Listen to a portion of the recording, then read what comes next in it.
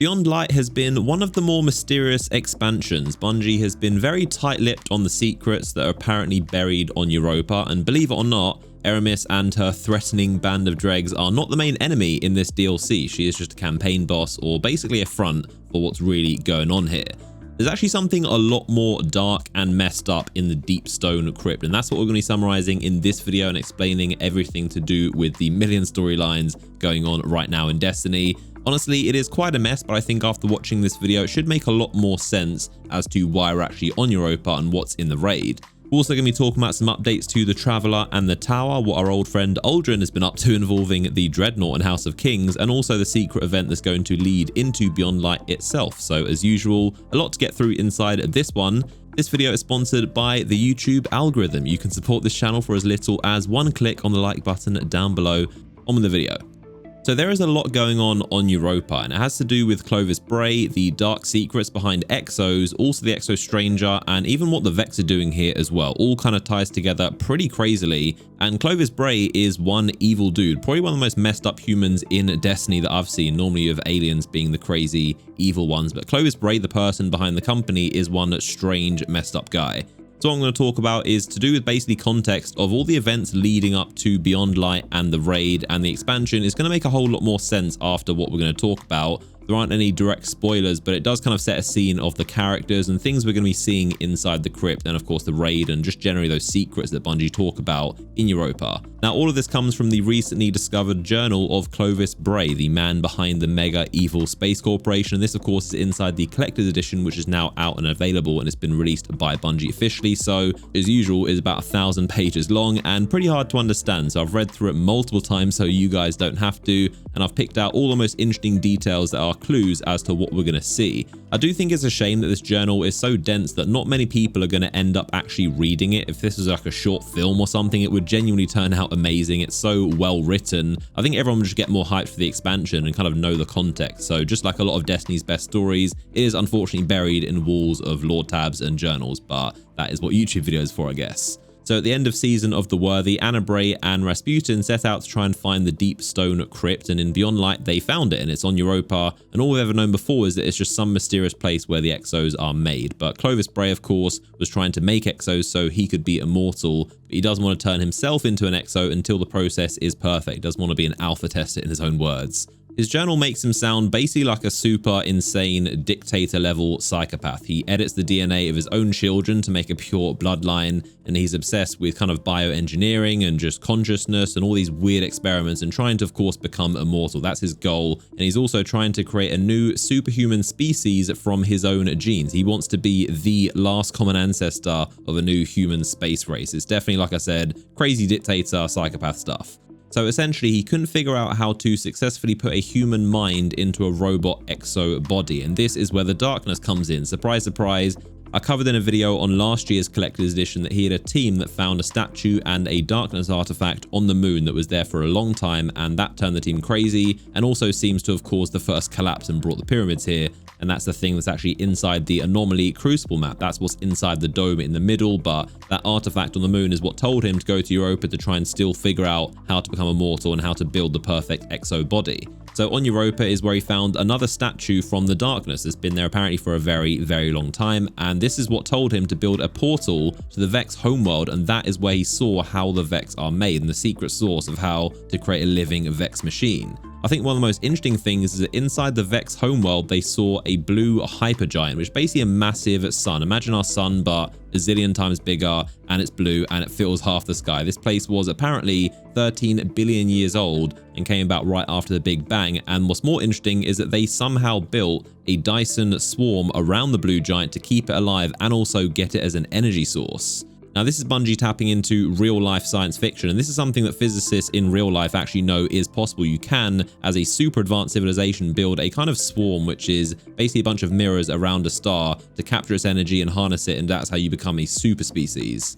We've actually already seen something very similar inside Destiny 2, and that is the Almighty, of course, built by the Cabal. This does basically the opposite of a Dyson swarm, so this is what is going to fire matter into the sun to make it blow up even faster and turn supernova, and that's how the Cabal destroy entire star systems. But This thing does the opposite. It actually takes the energy from a star, in this case a blue hypergiant, and this is what they use as a forge, he said, to build the Vex robot bodies and get their matter and get their energy. And this sun is supposed to only last for about 2 million years, but instead it's been alive for billions, so they've preserved it as an infinite power source, and this seems to be the Vex's homeworld. He said that he saw structures that were similar to the Citadel and also Vault of Glass on Venus, but more importantly, when he was here, he learned how Vex milk is made with the darkness. He learned the special formula for how to put a human mind inside an exo body. He basically cracked it. It turns out that when you mix a bit of darkness, which adds kind of death and error, and mix that with the perfect Vex pattern, that is what can support a human mind inside a robot body. So he built a giant crypt around it, and this is going to be his exo production factory, and he named it after the Deep Stone, which he uses as a secret ingredient, which of course is the Darkness Stone. So that explains the name Deep Stone Crypt. It's basically a crypt where the dead go to come alive again as robots using a deep stone or a darkness stone. So he keeps that portal active, and that portal of course goes through to the Vex homeworld, which he calls 2082 of Atlantis, and that is where he basically farms Vex. They come through the portal and then he captures them, drains them, and uses that formula to make exo bodies, and that is the Deep Stone Crypt basically, and it still has that portal active where the Vex come through from their homeworld from Volantis. What's funny is that Bungie actually teased both of these things in the Europa trailer. You can see the Vex and the Exo in the test tube there, which is how they're being made. And also the portal was teased for like 1 second. You can see this appears to be what leads to the Vex homeworld, which I'm guessing would still be active. I think a lot more about the Exo Stranger makes sense now. You can see why she teleports like a Vex and why she says she's not forged in light and choosing a side, and she, even in this cutscene, has a really weird relationship with the Vex. She definitely always seems to be obsessed with them, and it makes sense because she is part Vex and part darkness. Now, as for Clovis Bray, we still don't know exactly what he's doing, but would assume he's still alive down in the crypt, and he's preserving himself forever by using these cloned pigs' organs, and he's basically transplanting them, and that's how he preserves himself forever until the perfect exo body can come along where he can put himself into and live forever. So I think it's pretty interesting to see 4 of the biggest mysteries in Destiny get a massive payoff, and all kind of interlinks. The Stranger, Clovis Bray, the Exos, and also the Vex's origin story. It's all linked together. We still don't know who the actual raid boss is going to be. It could be Clovis Bray himself, but that could be too obvious as well. It could be inside the Vex homeworld. Maybe we go through the portal at some point. Maybe the entire raid is in there, or maybe it could be some weird darkness corrupted Exo. Who knows at this point, but with the last Garden raid being heavily Vex, I would be surprised if there's a lot of Vex in this raid. But at this point, who knows? But that is where the story is up until this point, and based the context of what's going on inside the Deep Stone Crypt and under Europa. Now, moving on, there seems to be a lot of speculation around some very strange artwork that Bungie's been both showing and also accidentally releasing on the PlayStation Store, and this is related to some artwork that's going to be coming with Beyond Light. The weird thing though is that inside it does appear to show a healed Traveler and also the original tower in Destiny 1 returning. Now, honestly, I'm pretty split on whether this actually means something, or it could just be completely accidental, or could be placeholder, or just kind of thematic to show the original Destiny 1 tower and the Traveler. But you can clearly see the tower is definitely the original one and not the one we're using currently in Destiny 2. And also, of course, more importantly, you can see the Traveler is definitely healed, not the way it is currently in Destiny 2.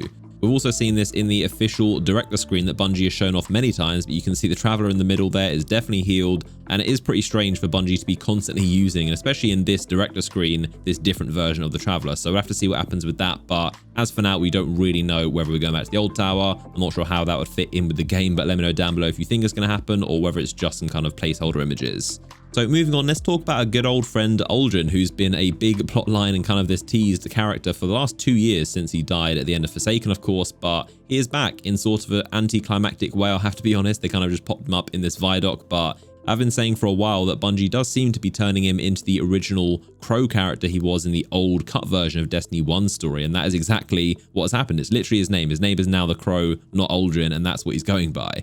So he's now hanging out in the Tangled Shore, and he's working with the Spider and also Osiris, and that's going to be the premise of Season of the Hunt, which of course goes alongside the expansion. That's what's going to be unfolding and leading into Witch Queen, which is pretty interesting.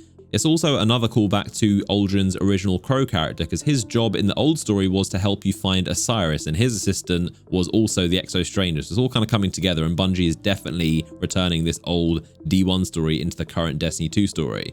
So what Uldren, or the Crow, is going to be doing actually ties into what he was doing before the events of Forsaken. So right before then, before he got corrupted by Riven, he was actually captured. He let himself be captured by the secretive House of Kings, the fallen house, one of the last ones remaining. He initially wanted to work with them and then ended up turning on them with the Fanatic, and they basically wiped out most of the house. And fun fact, the Scorn are actually made from the dead House of Kings that they reanimated, and that's why they've got this gold yellow armor. But after Uldren wiped them out, the Fanatic turned them into zombie Scorn. But the remaining House of Kings left, and they recently raided the Dreadnaught to try and steal something. This is where it gets really interesting, because this happened in Destiny 2, but they're on the abandoned Dreadnaught, and then the Vex ended up stealing whatever it was from the House of Kings, and they took it to the Infinite Forest. That's the actual reason why the Spider sent us to the Infinite Forest in this festival event. That's the lore behind it. But Spider is trying to figure out what's on the Dreadnaught and what the Vex stole from them, and of course Uldren is now working with the Spider as well, so his connection to the House of Kings is definitely going to come into play here.